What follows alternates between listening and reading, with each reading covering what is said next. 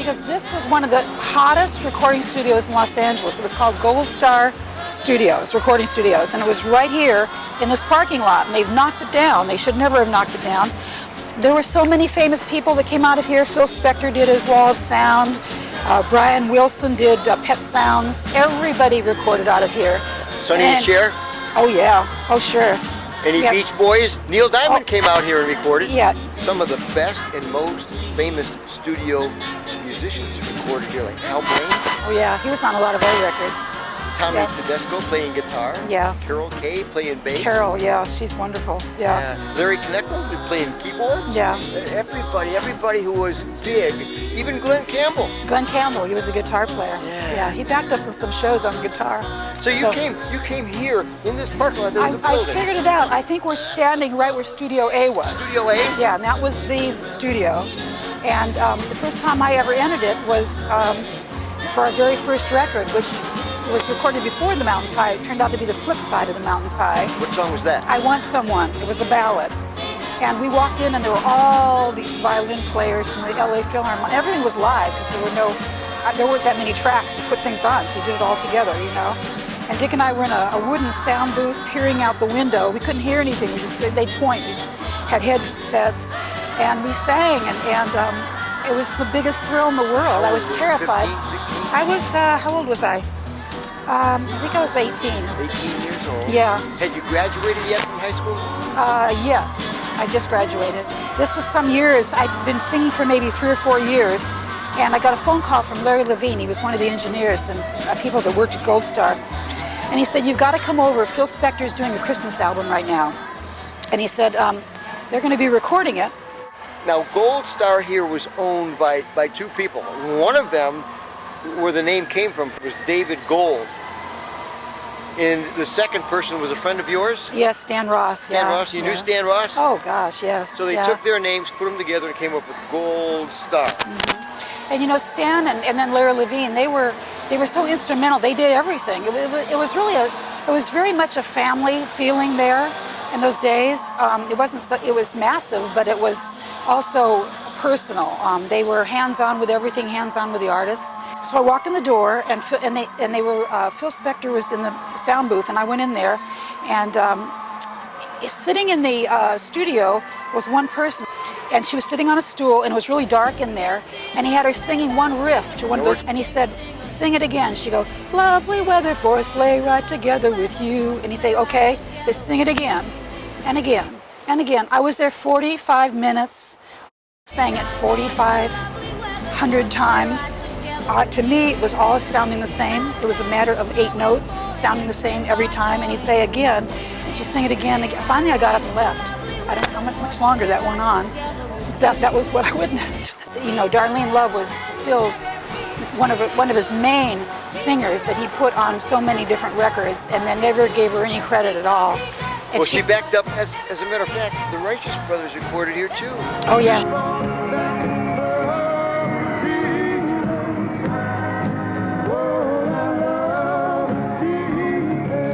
Oh yeah. She backed up the Righteous Brothers she here. She backed up in everybody, this but she sang lead on a lot of his songs, giving credit to other people. Right. You know what? She's one of the most wonderful people. I just love her, and she's also getting a lot of fame these days. Well deserved. That's about the greatest thing that could have happened. I love that when she's on the David Letterman show, his last show before Christmas. Yeah, well, she always comes in to do the Christmas things, of course, yeah. but beyond that, she's amazing, and she deserves everything she's getting now, because that was really a tough thing to have to go through. But you were just a young girl, and you were experiencing all this history here in this studio. Right here where we're standing. Yeah. Well. Can you show me a little bit more here in California? Part of your history, part of the Dick and Dee Dee history, and part of the history that you got to experience and got to see. I would love to show you a lot of the history. We can go to different places.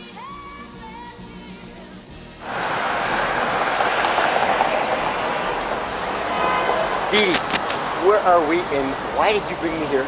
I brought you here because we're at the corner of Hollywood and Vine. Hollywood and Vine. But more important, of course, here are the stars. All the stars on the sidewalk. They go around the corner too. And also, behind us is the building where KRLA radio used to be. Now, KRLA radio, what was that? Radio 1110. Radio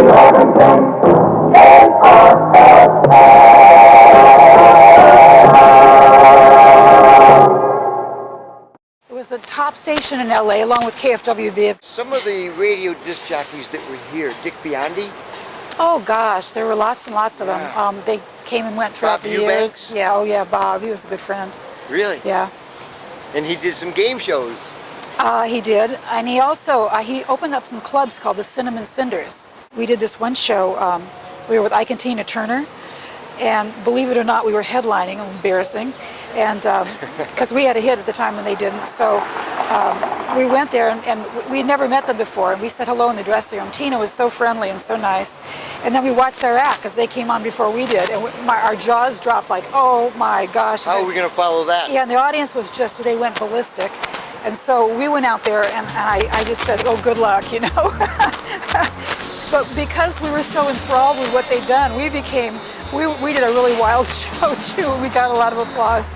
We always credited it to their motivation there. Tina was just amazing. Wonderful lady. Now, how does KRLA Radio fit into the Dick and Dee Dee story? Liberty Records released The Mountains High after it became #1 in San Francisco. Our producers leased us to Liberty, and they released it in LA. And KRLA Radio made it Discovery of the Week, which meant it was played every hour for about a week. And then after about 3 days into the week, you're played every hour for a week, which was great. People got to hear it. So they played Mountains High. Every hour for a week, but as the week went by, on day number 3 or so, the radio station went on strike. And when that happened, no one could cross the picket line. That meant no new product could be played. So the playlist was frozen. So for 3 weeks, we were played every hour on the hour. And then it went to #1 when they released the playlist. So that had to be so we as had good the as being #1 on American Bandstand. It was pretty exciting to have the #1 record in our hometown. That was just so fabulous. So yeah, that started us all.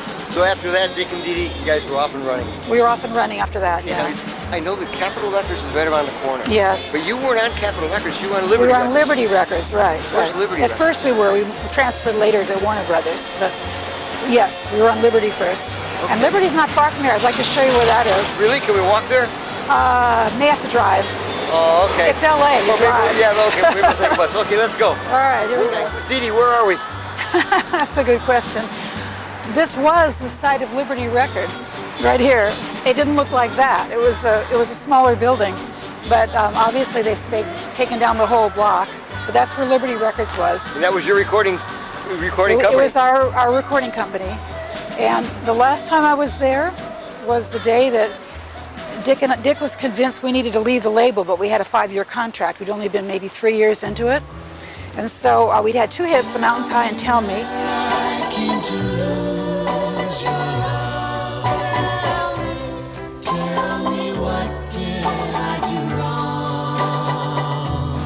Because of Sharon Sheely and some of her beliefs, combined with our producers, we felt that we needed to leave the label.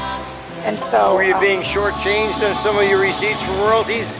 There was some indication of that. Okay. It was allegedly that's what was going on in some ways. So once you began to check into that, people were checking into it, and so our producers went and asked for a release, and they wouldn't release us. So Dick said, "Well, we'll do it." And I said, "Okay, how are we going to do that?" And he said, "I've got a plan. You just have to come with me, and you have to look really upset." So he picked me up at my house, and we drove to Liberty. And we walked in, and Dick said, "We're here to see the president." And she said, "I'm sorry, but he's busy." And Dick said, "Oh, I know his office." And he barged on through, and I trailed along. I was terrified. I was just shaking. I didn't know what Dick was going to do. And he barged in, and the president was very kind. "Oh, Dick and Dee Dee, what are you doing here? Sit down." Well, he had a nice sofa in the back of the room, so I sat on the sofa. Dick pulled up a chair, and he sat on the chair. And Dick said, "I'm so upset, I think I'm going to have a nervous breakdown." And he was very upset. And the president was very sympathetic, and he said, "Well, what's going on?" And Dick just said, "All this confusion with royalties and this and that, and we really want to leave the label." And he said, "Well, I don't know. I don't think we can let you do that." And so Dick got more and more upset, and then he stood up and he started yelling, and he said, "My mother's in the hospital, and I'm so upset." And he said, "I could do almost anything." And he kind of moved towards the president, being upset. Well, there was a button under the desk, and Panic button. It was a button, and in came a few people suddenly, and they said, "What's going on?" He said, "Dick's a bit upset here," and finally everybody calmed down. He said, "Dick, sit down." So Dick went to sit down, but he missed the chair. It had been behind him, but he'd gotten up and he'd forgotten, so he sat on the floor. So of course, at that point, I was trying not, I mean, that looked very funny, and I was trying not to laugh because this was very serious. I was just huddled, trying to be as invisible as possible, huddled into the sofa in the background. And Dick got up. He was trying to recover from that, having fallen on the floor in front of him, and still be mad. And he got up, and he was going like this. He was pretending he was crying. Anyway, the president looked at it. He said, "All right, I'll tell you what." He said, "You've had a couple hits, you've had a couple misses." He said, "I'm going to give you your release, but I'll tell you one thing. You're going to come back on your hands and knees. You're never going to have another hit in this town. I'm going to see to it." So we went out, we left, and Dick said, I said, "Aren't you happy you got the release you wanted?" And he said, "Do you think he was serious about we'll never have another hit?" And I said, "I don't know." And he said, and then we kind of drove back, and instead of being euphoric, we were like very kind of depressed, not talking. When we drove home, we had our release in hand. So that's how we left. The last time We're in the foot of the Hollywood Hills. Now, why did you bring me up here? Well, I brought you here because this was the home of the Nelson family. That would be Ozzie and Harriet. And David and Ricky. It all took place right here. It did.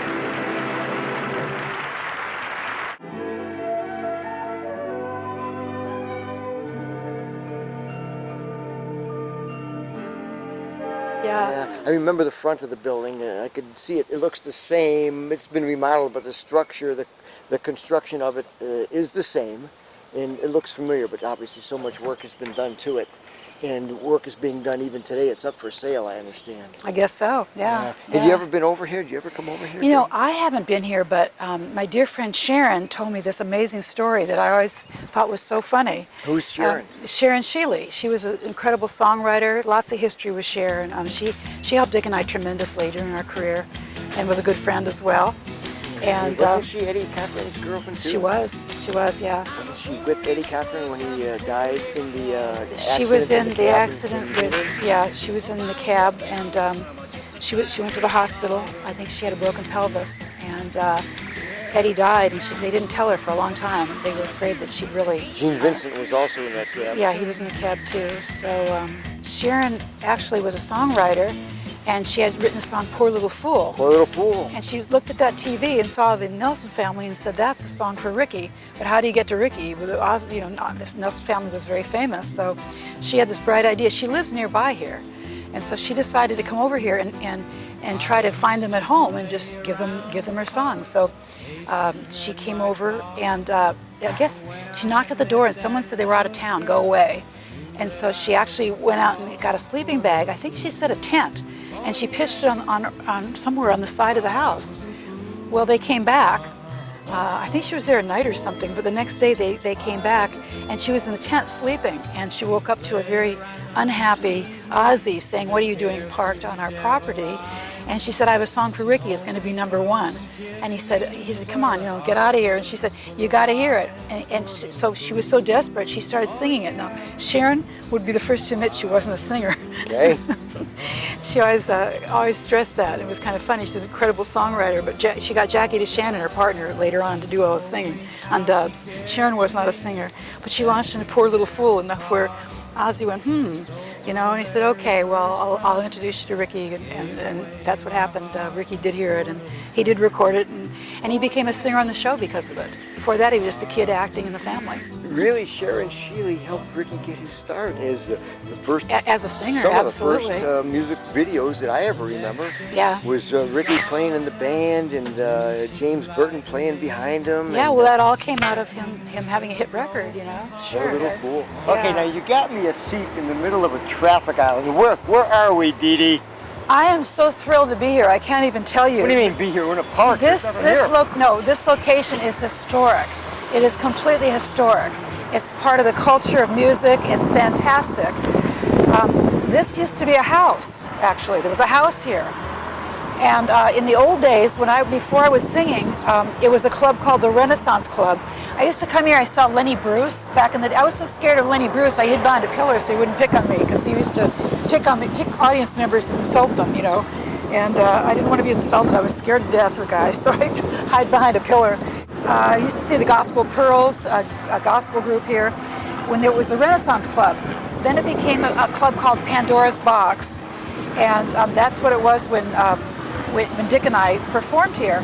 And the house band featured Leon Russell. He was Leon Russell, sure. Leon was on keyboards, and we always worried because we didn't play our own music. We were at the mercy, whatever the band was, and wow, we walked in and we had a rehearsal, and Leon picked up, started on those ivories, and I looked at Dick and I said, wow, this may be the greatest band we've ever even had. It was incredible. Dennis Wilson used to come here a lot. Before the Beach Boys. Yeah, before they really hit it big. What was so odd was it was a house, a little house. So we were the room. We were probably sitting right about. Well, it's hard to tell where it was on this land here, but we were. The room, they had a tiny stage, and it only fit, my gosh, I didn't even know 40 people fit in the one room where you're performing. But you could hear other people in the other rooms. They couldn't hear you, see you, but they could hear you. And they'd wander in and out. Everybody wandered around the house. It was fabulous. Did you perform here? Oh yeah. Oh gosh, yeah, with Leon Russell. He was the Oh, I thought you meant you came here and you watched him. No. I came here when before I started singing, when it was the Renaissance Club, when I was in just getting out of junior high. I was really into jazz and blues then. This place was so popular that it brought tons of teenagers to this area. And the merchants all around didn't like this at all. And so they petitioned the city, and they got a curfew of 10 p.m. And that really upset the kids even more. So in November of that year of '66, they put out flyers. There was no internet. There was no way to spread this. You couldn't have a flash mob in those days. You had to do it all by flyer. They put flyers out. Over 1,000 people showed up, and they had a march, a demonstration. And Jack Nicholson was here, and Peter Fonda, I think he was handcuffed. Anyway, the police didn't like that at all. It was a peaceful march protesting the curfew. So then after that was over, they decided to knock down the place. That would take care of the kids. Is that why it's gone? They knocked it down? That's why it's gone. They knocked it down. Meanwhile, Stephen Stills was so upset that he wrote For What It's Worth, and that's a song about this march that was here. Something's happening here. What it is ain't exactly clear. Something's happening here is here. Yeah. There's a man with that. a gun over there. There was the police coming in when the riot was taking place. What a field day for the heat. 1,000 people in the street, carrying signs, marching, carrying signs, whatever it is, always saying, hooray for our time. You got to stop, children. What's that sound? Everybody look what's coming down. I'm close to it. That's paraphrasing it. Yeah. Yeah. Well, I did not know that. Everybody thought that it may have meant other things to them, which was more relevant to them or to their lives. Well, it was, because it was generic in what was going on Right. with the culture. The young people were being shut down all the time, right? So, it was appropriate for anything, but that was particularly Pandora's Box. I can't believe I'm sitting here, sitting in what was Pandora's Box again after all these years. Well, This I is can't really either. cool. Now knowing the history of it and being here with you and learning about this and understanding this, because all of that was taking place when I was in high school and graduating from high school and moving on into the world of college and then into the Army. And of course, that song was part of growing up. Yeah. It was part of who we became, part of who we are. Well, I want to thank you, because I would never have come here in a million years, ever, and sat here. Well, by we're bringing a myself. lot of people with us, and they're understanding now what it really means and what this is all about. And Yeah. I appreciate that. Yeah, but it's funny, they left the land, but they knocked down the house. You think they would have torn it all out and made this a huge street here instead of one little right turn lane for Sunset. Yeah, the Chateau Marmont, let's see, one of the Blues Brothers, Don Belushi, died there. Oh, is that where it is? Yeah, and that's where Kane and I, we kind of met there, and like Tippi Hedren came, she brought her goat from Malibu, and they put the goat up on the roof, and she brought some of her wild animals.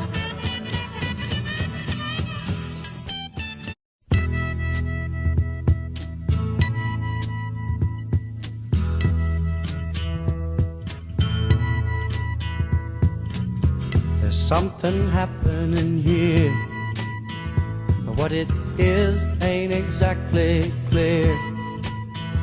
There's a man with a gun over there, telling me I got to beware. I think it's time we stop children, what's that sound? Everybody look what's going down.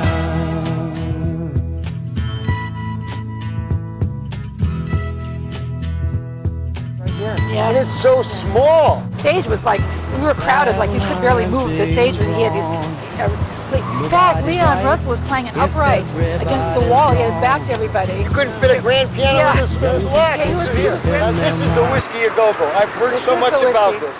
I've read about this, and of course Johnny Rivers and his album At the Whiskey A Go-Go is so famous. And growing up, we've heard so much about it, but I never really knew what it was. So tell me, what is this place? The Whiskey A Go-Go is probably the most famous club in the United States. Any minute you'll see the tour buses coming by, bus Oh, after yeah. bus after bus, car after car. Everybody wants a shot of it. It's just a famous icon building. Oh, it is. And back in the day, Johnny Rivers, he was king here. They had the Go-Go girls in their cages, and everybody sat at these round tables and danced, and Johnny Rivers would play. It was fabulous. And over the years, a lot of famous people were here. Oh gosh, it went on and on. The Doors were actually the house band here for a little while. Let's see, the Byrds played here, and Even the Miracles performed a song called Going to a Go-Go. yeah. You had to be at a go-go back in 1965 to be part of what was happening in the current music scene. And you got to remember, this was a year after the Beatles, so this is American music trying to make another statement. And we're saying a go-go, be at the go-go, whether it's Whiskey A Go-Go or going to a go-go. That term was used. I could hear that in high school. It meant nothing to us, but people threw it around like they knew what they were talking about. But this is where it happened. This is where it started. with Right, Whiskey A Go-Go. and you have to picture it. The street was packed with people. You had a description before. What was your description? Well, being at Mardi Gras, standing shoulder to shoulder with everybody, if you collapsed, you wouldn't be able to hit the ground. That was the Sunset Strip in those days. Because there were That was so it. many people. I mean, it was shoulder to shoulder, and if I wanted to fall, you couldn't fall. And you couldn't get trampled. But then again, you couldn't move. All right, so Dick Clark Productions, you say it's down the street? We up can the walk. street? We can walk. It's about a block and a half. Well, what do they do there? Oh, well, when we get there, I'll tell you all about that. All right, let's do it. Yeah, let's get go. up. Let's go. We're on a beautiful, sunny day here on the Sunset Strip in Hollywood. Right. Why did we come here? We came here because I wanted to show you Dick Clark Productions, where it used to be. It eventually moved to Burbank in the later years. This is where Dick Clark moved out from Philadelphia in 1964. And he brought Bandstand, of course, with him, and he set up a production company which would go on to do an incredible amount of television shows over the years where it was here. And our manager, Bill Lee, I married him actually, and he started working for Dick Clark in the mid-60s, and so he started producing television shows here. So he had an office, and we used to come in on Saturdays to decorate his office, and sometimes he'd forget his key. We'd have to climb in the side window. Bill worked on, he worked and helped write and produce the American Music Awards, which is still on the air, and New Year's Rocking Eve, which is still on the air, which is kind of a tribute to have shows that are on that, that's still on the air that many years ago. We actually lived not very far from Dick Clark, out in the valley, and he would have these parties at his house. And it was really fun. He had a recreation room down below, but he had a jukebox. Johnny Tillotson and his wife Lucille, called her Lou, lived up the street, and Bobby V and Karen were nearby. These were some regulars that were kind of always there. But Dick was then married to Loretta, and she once organized a bus tour to somewhere up in the snow area in a condo. And it was just, it was Bill and I, Loretta and Dick Clark and Johnny Tillotson and Lou Tillotson. We went up to this condo, and we really had a great time. So when we did the tour, that was such an interesting experience because Now you talk about your first Dick Clark tour. he blocked the aisle and he was sleeping. No one dared climb over Dick Clark when he was sleeping. But we had a lot of problems. The bus once broke down in the south, and we just had some issues there until they got a new bus. And I had to go down. There was a roadside tavern down at the bottom of the hill. And I went in there and I said, there was a whole bus load of people up at the top of the hill. They were in the heat. It was very hot. And I said, can I give an order for 60 people? And then she looked out the window and she saw we were an integrated tour. And she said, she said, you should, we're not cooking food for all those people. She said, but if you want to, you can. So I said, okay. So I went back there and And Bill came down to help me, and we sent up to get a couple more people down there, and I was flipping burgers, putting them in buns. We had this line going. We got all the food up there, and fortunately the bus came because some other issues started. The people in the pool room nearby weren't too happy, but you know, there were issues, and then one of the buses finally, there were two buses, and one of them finally in the night hit a stone viaduct. The driver hit the stone viaduct, which brought in the glass into the rear seat. And one of the Dovells had been sleeping there, and just minutes before he got up, he woke up and he got up to talk to somebody who he saw was awake. And these shards of glass came right in where he was, and he survived that. So we were really dragging by the end of the tour, and Dick realized that we were just really getting kind of tired, exhausted, and low. And so he said, okay, you guys, he created this idea. He was so creative. He said, all right, after the show, he said, okay, he said, tomorrow night I want you to know the good news. We're staying in a hotel, yay. And then he said, now, better news, I've rented a room after the show, a private banquet room. He said, now in this hat I'm going to pass around are the names of every single person on this tour. And everybody's to draw a name. Don't show it to anybody, so we all drew a name.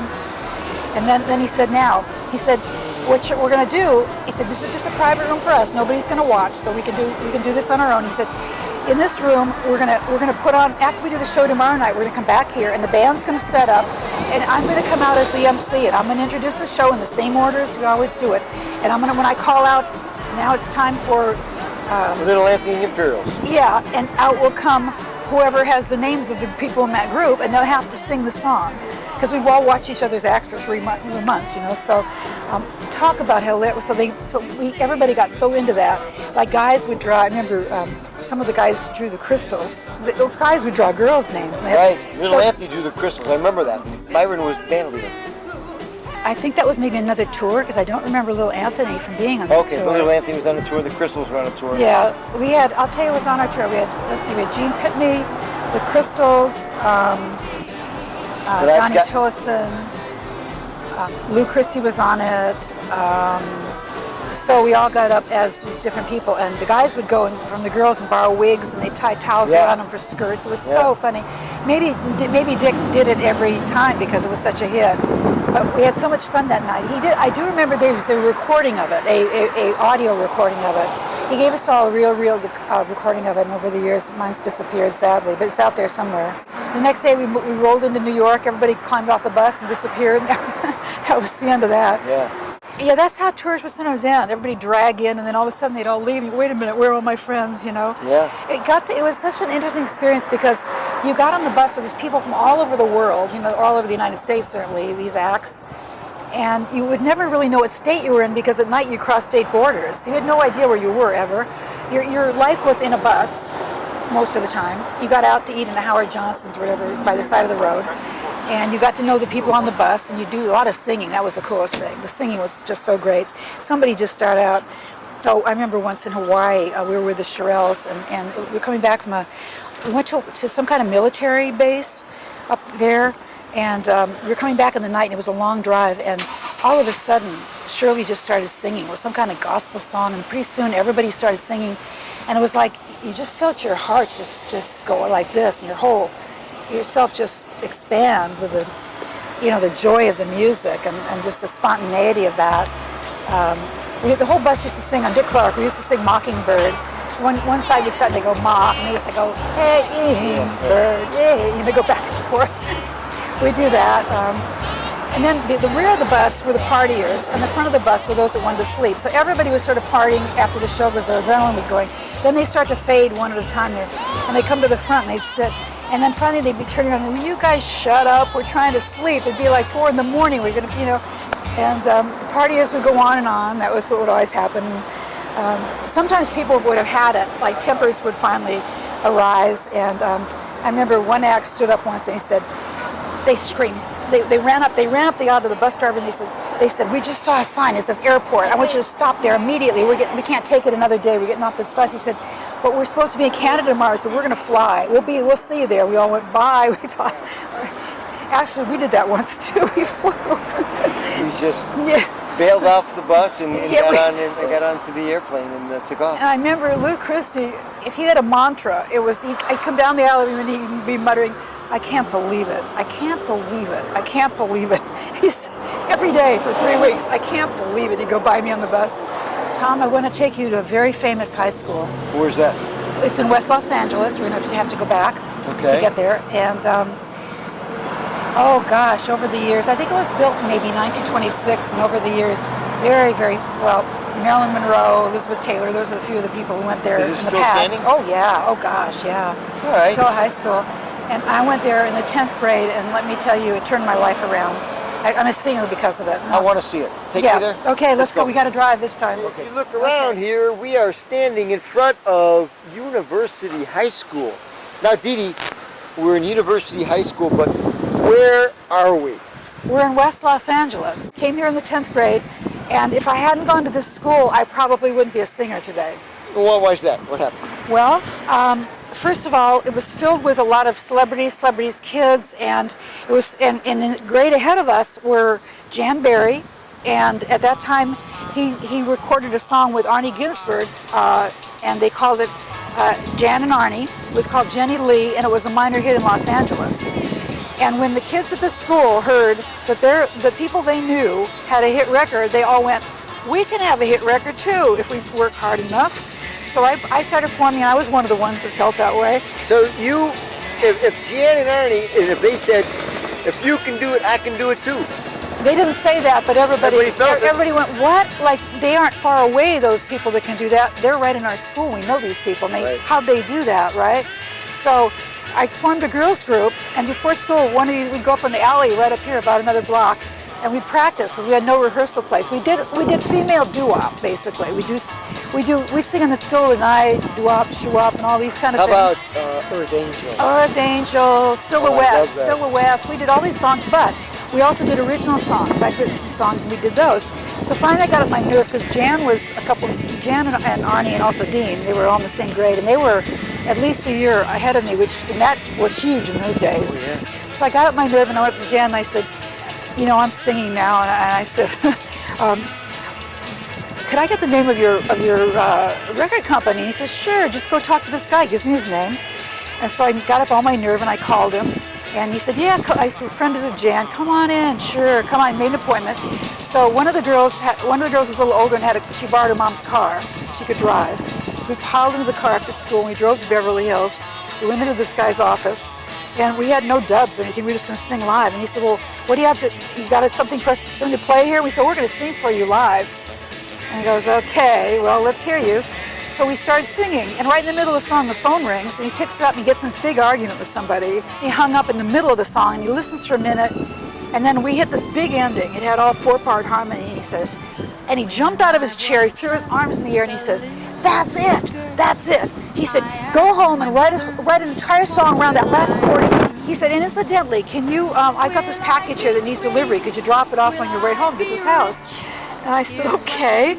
So he gives us this package. It has an address in Beverly Hills. So we drive to this house, and I was by the door, and I said, we were very discouraged. We were feeling really sad. And I got out, and I went at the door. Beautiful house in Beverly Hills. I knocked on the door. Doris Day opens the door. And I said, "Oh." And I said, and she was my idol. And I said, "Here, I brought this from the company." And she said, "Oh, are you new? Do you work for the company?" And I said, "No, I just was there for an audition." And she said, "Oh, well, good luck." And she shut the door, and she was really nice. And I went back. Her son, Terry Melcher. Did you know Terry? Yeah, I did know Terry, yeah.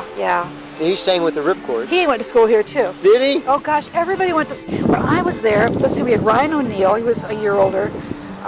We had Bruce Johnson, who became one of the Beach Boys. Kim Fowley, I don't know if you know who he is. He threw me in the pool with my clothes on once. Kim Fowley, he was a record producer around LA later on in the scene. Randy Newman went to school here. Frank Sinatra Jr. and Nancy Sinatra went to school here. Then Arnie went in the Army, and Jan needed another partner, so he got Dean, so it became Jan and Dean.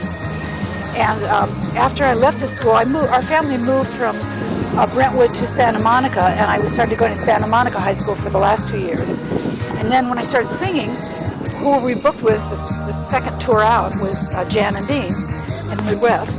High school. Yeah, and I've known them from high school. So, and of course Jan's not with us anymore. Dean's doing really great. He's doing really well. So, I can just imagine that. going to school with all these kids whose family was so focused on entertainment. It's just so unusual for what was going on with the rest of the It says kids. the Santa Monica Civic Auditorium, which is what this beautiful building is here. Now, Have you ever been inside here? Oh yes, lots of incredible shows went on here. Let's see, Bob Dylan's played here, the Eagles. One of the most important things that went on here was the Tammy Show. What was the Tammy Show? The Tammy Show was a motion picture of many acts starring James Brown and the Rolling Stones. Let's see, who else was on there? Jan and Dean, Leslie Gore, Beach Boys, yeah, they were on there too. I'm sure some others. The Miracles, Smoke Robinson and the Miracles. Yeah, I remember them well on the show, yeah. So it was a fantastic show, and I think James Brown was at his peak. So James Brown was definitely at the top of his game on that show, and the Rolling Stones and James Brown had a bit of a star on the show.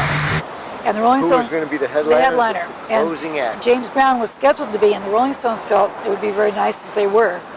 And so there was a bit of a confrontation going on about that. Dick and I really wanted to be on the show. We desperately. You guys went on the show? No, we were traveling at the time. We'd been in Europe, and we came back, and our manager said, "Guess what? There's this show."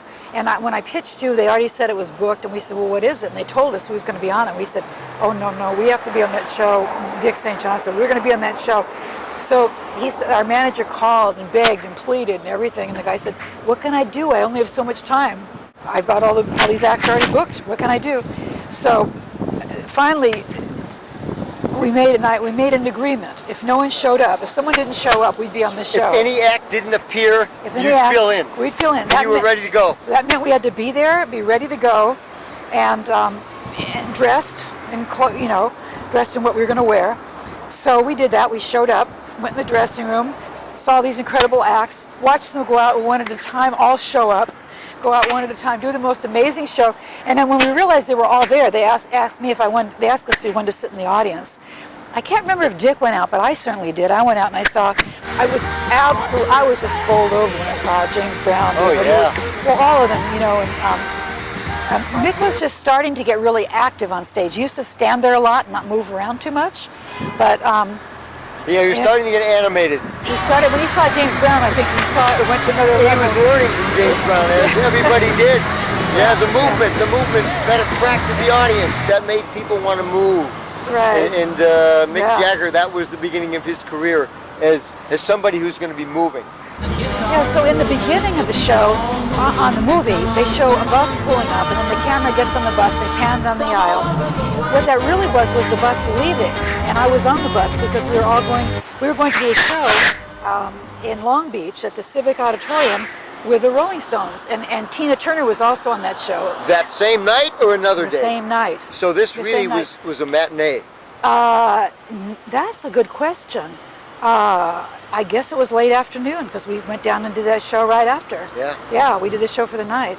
But they pretend it was everyone arriving in the movie, but they come down, they pan down, and I'm in the seat there. Didn't get to be on the Tammy Show, but I'm on the bus. Yeah. Now tell me about some of the recordings that Dick and Dee Dee recorded. Now, of course, we talked about Mountains High. Right. That was an iconic song, and as you explained to me before, it reached number 2 on the national charts. But reaching number 2 didn't mean it really wasn't number 1, because it all had to do with when a song is released. When a song is in one region, number 1, another region as it moves across the country or around the area. If it had been released simultaneously in every region At the same time. at the same time, simultaneously. then the numbers, the statistics are different. Right. But when it's not properly coordinated, that's when a song doesn't really get to be number 1. But like you said, you were recording for Liberty because you were leased to Liberty. Bobby B was recording for Liberty because his music was owned by Liberty, and therefore they played with things. They played with the charts, they played with the numbers, they played with record sales. Well, yeah, who knows what So happened. as they played this juggling game with the numbers, sometimes it reflected in your royalties, what you would be paid, because they would say, well, you're not number 1, or you're not number 2, or you're not number 3. But they were able to manipulate this, and this is something that caught Dick's attention. Oh yes, that's why we left Liberty. Yes. So as these songs are released in different regions and the numbers are really juggled and manipulated, that's how any record company can show royalty payments to a particular artist. And they can try to justify it because you weren't really number one, you weren't really number two, maybe you weren't number three. It's all trust. They have the books, they run right. the company, they tell you how many records sold. The artist doesn't know. Yeah. You know, you hope that if you reach a certain level on the chart, it means so many sales. But who really knows? You know, just those that are able to keep track in that way. So, Tell Me was our second. Once we left Liberty, with the threat that we'd never sing again in the town, we immediately signed with Warner Brothers Records. And our first ballad there was the hit Young and in Love. I remember that song. Yeah, and that was I really had some good, I have warm memories about that. That's a beautiful song. It was.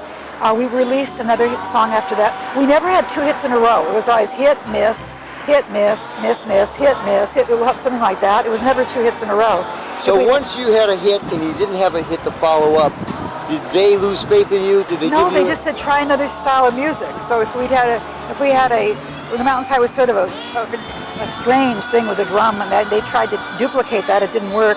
Then they said, well, let's go back to the ballad, because I want someone with such a pretty ballad. And now, The Mountains High was really a B-side, wasn't it? oh, yeah, yeah. It was a filler. It was a throwaway. Yeah.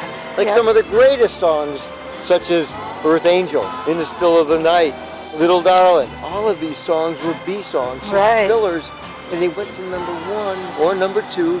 And here we did the same with you, in your song, The Mountains High. It was just something to take up space on the other side of what they thought was going to be the hit. Exactly. Who is really the expert? Who really knows? The Nobody. kids. The kids. The kids that buy know. these. The kids that The come to kids these know. shows. Yeah. The They kids hear it that, one time and they know. the kids that pay know. the freight. Yeah, Yeah. there you go. Yeah. So then when we didn't have a follow-up to Young and in Love, they said, well, we love the ballad sound. What about at that point, Dick wrote both Tell Me and Young and in Love, and they thought, why don't you look beyond Dick's writing? Why don't you look for something really different? And Dick found Turnaround. It was a Kodak commercial. It was showing kids growing up, turn around, they're tiny, and they showed... It was a commercial before you sang it? Yes. Who wrote that song? It was co-written by Harry Belafonte. Really? Yeah. So we recorded it, and then we had a folk hit. Now Warner Brothers said, why don't you do a folk album of folk songs, which we actually loved. We loved those songs anyway. Hey, Peter, And Paul, so- and Mary, they were getting popular. And They were already on Warner Brothers, and I mean, they were fantastic. So we did the folk album, and we did Freight Train. That was one of the songs on the CD. That was a fun album to do. We did a folk album. Then we had another. Then we put out some of those songs, and they weren't hits, even though Turnaround had been a hit as a folk song. And then finally we came up with Thou Shalt Not Steal, which was written by John D. Loudermilk. now, John D. Loudermilk, he has written so many great Yeah. songs. Well, the New Beats had it on one of their albums. They just should have released it as a single first because it sounded just like our record, and they had it first. But Dick St. John heard it and said, hey, what do you think of this? I said, that sounds just like us. He said, exactly. And he really liked the song, and I did too. So we recorded Thou Shalt Not Steal. My favorite song by John D. Loudermilk was Valley Casinos in 1967 was Then You Can Tell Me Goodbye. Oh, yeah, that was fabulous. Oh, I just song. love that. Yeah, and the other great songs that he's written, just so many of them. And he's an underrated, great composer. Absolutely, yeah. What else did you guys record back in? Well, those 5 songs were hits. We had actually 8 top 40. We had 8 top 40 or top 100. Anyway, we had 8 songs that charted, but That's what I was going to say. 5 of you them had 8 songs that made the chart. made the charts. Yeah, they snuck into the top 100 that way, Billboard. The other 3, 5 hits and top 40 hits, and 3 snuck in under the top 100. Let's put it that way. Okay.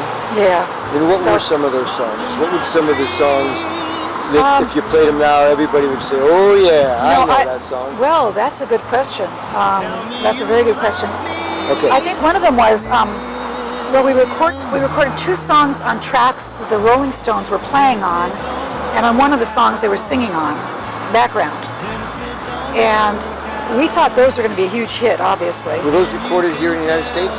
No, in London. We actually went over there, and we went to a club one night. We were on a television show called Ready, Steady, Go, and it was kind of like a shindig here. Yeah.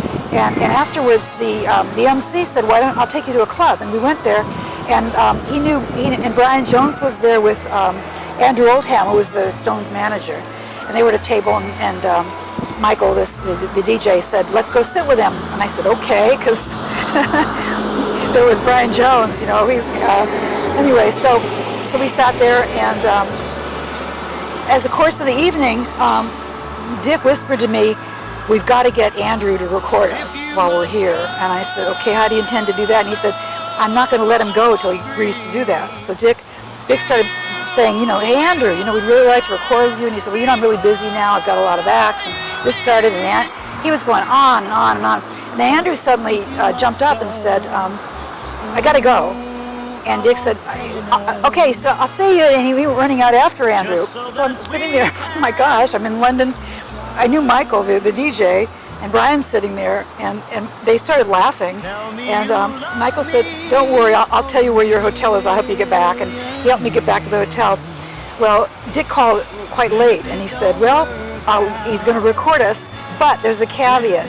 He's really busy. He can't pull together any musicians. So what he's going to do is he's got some old tracks of the Rolling Stones they're not going to use. He's going to take off their voices and put us on."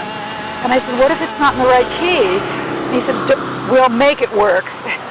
Yeah, you'll make it work. So he had these big, I don't know what they're called. They were plastic discs that looked larger than dubs. I guess they were larger than a record. Luckily, Dick had a portable. I guess they had some kind of thing. He had a way to play it. I guess they'd given him a record player that played a big thing. And so we listened to them, and luckily they were in the right key. Thank goodness. And so we learned the songs. And about a week later, we went into Decca Records there in London, and it had been raining that day. And I was real proud of my new shoes, and they had these little heels that came down to a little point.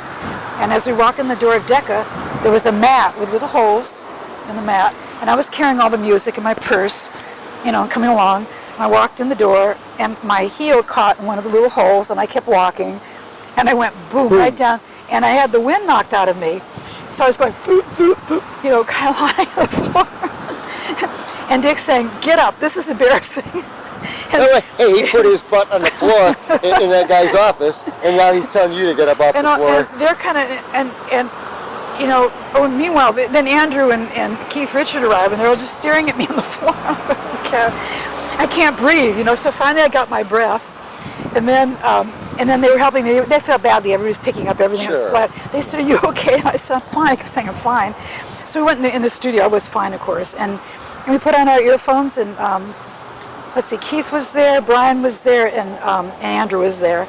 And Nick and Keith had written the songs.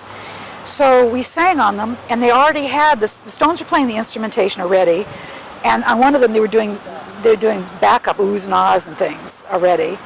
And so we just put our voices on, and then Andrew mixed us some dubs to take back to LA, and that's what we did. We were at Discovery on Shindig with those songs, and we really thought we had a lot of high hopes for them, but it just didn't happen. Tell me about Shindig. Oh, Shindig, that was so much fun. But tell me now, was that an ABC? That was on ABC? It was on ABC, yeah. Who was it produced by? Jack Good. Jack Good came over from England and got together with Sharon Sheely, really, and she knew about Ready, Steady, Go and some of the shows over there, and Jack had another show over there, and so they got together and they wanted to create. They had another name for it first. They toyed with names, but they finally came up with Shindig, and at that point, Sharon was going out with Jimmy O'Neill, and I'm trying to think where she got married to him in that process. I don't know whether it was he started being on Shindig. She told him to audition for Shindig as the MC, and he became the MC.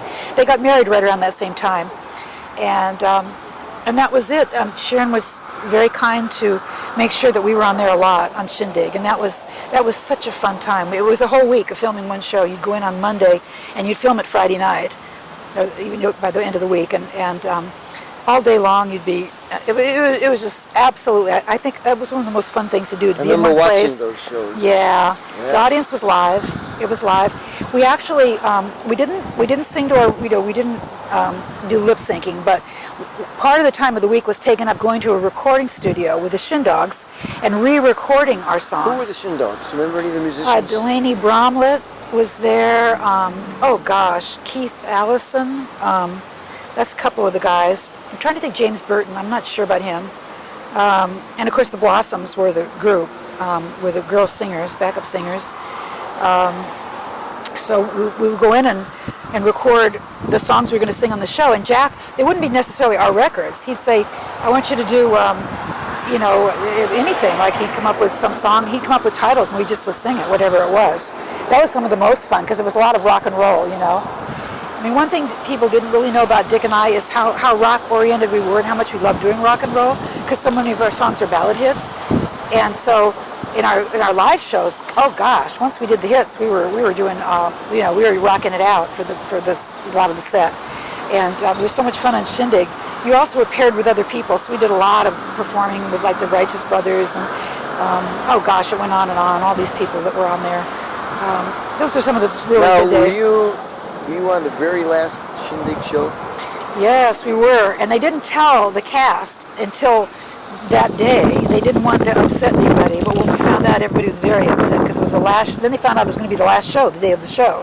And so everybody was all holding back tears and all this. And because they were replacing it, well, what really happened was Dick Clark and Bill, my husband at the time, came up with Where the Action Is.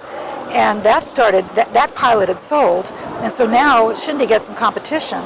And also, the ratings were dropping, and it was about to go to color television. And they wanted to put on Batman and Robin. They had an idea that'd be a big hit. So on that particular last show, they said, "You're going to be Batman and Robin." So Dick was dressed in a Batman costume, and I was dressed in a Robin costume. Holy cow, Batman. You guys appear on TV like that? Oh yeah, Batman and Robin. And then we had to sing Lightning Strikes, the Louis Christie song. The Blossoms were backing us up, and we started singing it. Now Dick had a hook on the back of his costume, and all of a sudden, when he never knew when it was going to happen. They hoisted him into the air, and they started sailing him back and forth, and he's going, sailing him back and forth. And it struck me as very funny, and I became very hysterical, but I was trying to hold it all in, And Dick became maniacal over all that, and so he got so excited in the song that he actually shoved me, and I shoved him back in good fun. But it was like, what are you doing? It was like he was out of control. And anyway, that's probably more hits on YouTube than just about any video of Dick and Dee Dee from the past. That one of Lightning Strikes. It has been such a pleasure riding with you on this vinyl highway. And you're saying it's not yet coming to an end. One more stop. Okay. Yeah, and this is fun because it's at the beach. Okay. My back is up against the beach. It's up against the Pacific Ocean. Why are we here? We're here to enjoy the wind. Yeah, we are. We are. The Southern California climate. Oh yeah. Breeze. What is it, about 35 miles an hour? It's gotta be. I lost 2 toupees already today.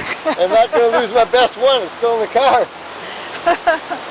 And actually, I brought you here because it's sort of a perfect end of the day. We've had such a wonderful time exploring different spots where wonderful music took place and great memories. I've had a wonderful time. Yeah, this is a whole different world for a kid from the east side of Cleveland, Ohio. From what we heard and what we got to watch on TV, especially in black and white, to see all this in person, and for you to give me this ride along your vinyl highway, it's something that a lot of us are going to appreciate, because we felt like we knew you. We felt like we were with you. We knew Dick and Dee Dee. You were with me in my ear. We went so many places together. But to get here and to finally meet you and to see all these places where everything in your life occurred, it's really a thrill, because your emotions don't get older, okay? You get older, your hair goes gray, your hair goes, but you're still 12 years old, 15 years old inside. So to travel down this road with you was a big thrill for me today. And for everybody on Tom TV who's going to be watching this, you're going to get to see all these places where Dick and Dee Dee got to visit, Dick and Dee Dee got to create music and be part of rock and roll history. So I appreciate it, Dee Dee. I really appreciate you taking the time to tell your story to all of us. allow us to get to know you, not just as an identity, not just as the record sleeve, but as a person. Oh, well, I really appreciated the opportunity. We'll do this. And it's been fun. It's Oh been yeah, great fun. it has been. Sure. But we'll do this again soon, okay? Yeah, well, we'll come to Cleveland. You'll take us around. All right, but before we do that, I want you to show us what Dick and Dee Dee look like, how they appeared on stage 50 years ago. Would you do that for me? Absolutely. Okay. You ready? Okay. Here it comes. Okay, everybody. Here's Dick and Dee Dee. Back in the day. Roll it back.